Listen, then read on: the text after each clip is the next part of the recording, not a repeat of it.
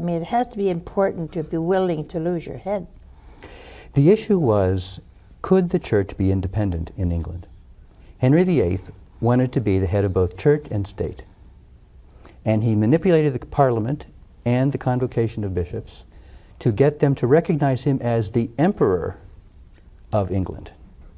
Now, the emperor would have control over both church and state.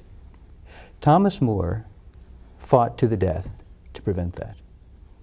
And he did it mostly through a very subtle writing campaign. In fact, most people, in fact, one small area, I think, where the movie doesn't do him justice, is the movie gives you the impression he was silent after he resigned. But More was not silent. He wrote more in the last 3 years of his life than he wrote his whole life. Mm. Much of it at a very high level, arguing against the principles that Henry was trying to foist upon the nation.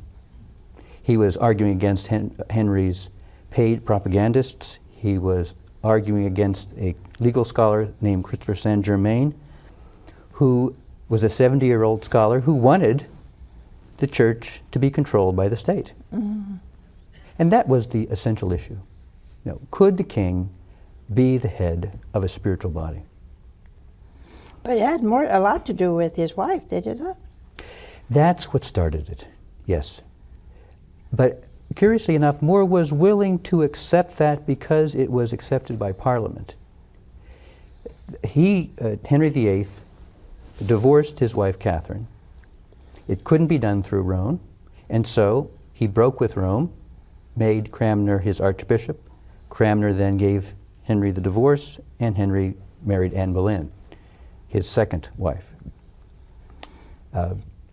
Now, More didn't support that. He refused to go to the coronation. But when it was all done, he was willing to accept that because it was a political matter. But it wasn't a political matter who could dissolve such a marriage. And that's why he fought.